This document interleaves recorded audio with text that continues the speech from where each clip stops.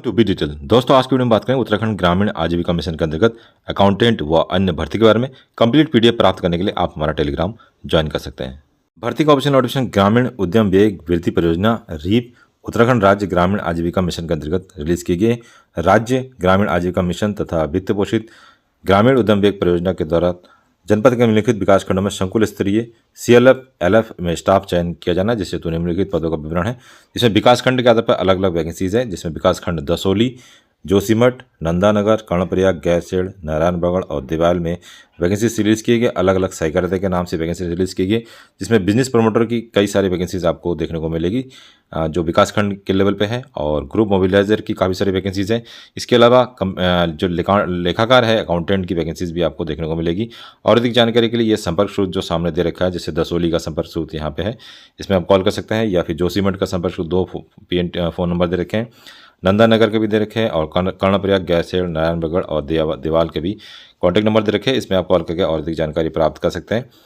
Business promoter के लिए जो क्वालिफिकेशन में मांगा गया है, किसी भी विषय में स्नातक होना चाहिए, जैसे कृषि अथवा अर्थशास्त्र अथवा BSc वांछनीय विषय के उम्मीदवार को वरीयता दी जाएगी। तो यदि आपके पास ग्रेजुएशन में BSc है तो आपको इसमें वरीयता मिलेगा। इसके अलावा आजीविका संबंधन परियोजना में न्यूनतम 1 वर्ष का कार्य अनुभव यदि आपके पास है, बगैर अनुभव के भी आप फॉर्म अप्लाई कर पाएंगे। स्थानीय अभ्यर्थी SHG या PG की महिलाएं एवं उसके परिवार के सदस्यों को वरीयता मिलेगा।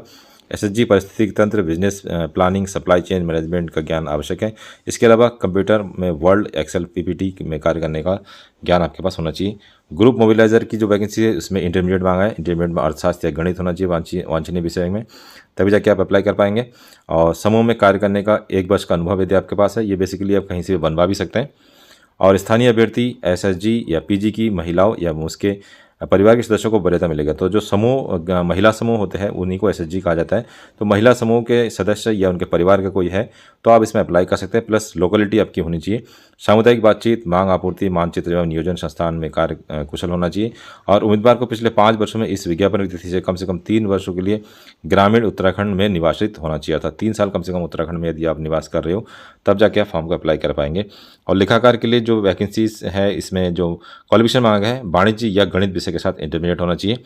और वांछनीय शैक्षिक योग्यता में कंप्यूटर सर्टिफिकेट, MS ऑफिस की जानकारी, 1 वर्ष कार्य अनुभव को प्राथमिकता दी जाएगी। अर्थात यदि आपके पास है तो आपको इसमें वरीयता मिलेगा, बगैर अनुभव के भी आप अप्लाई कर पाएंगे।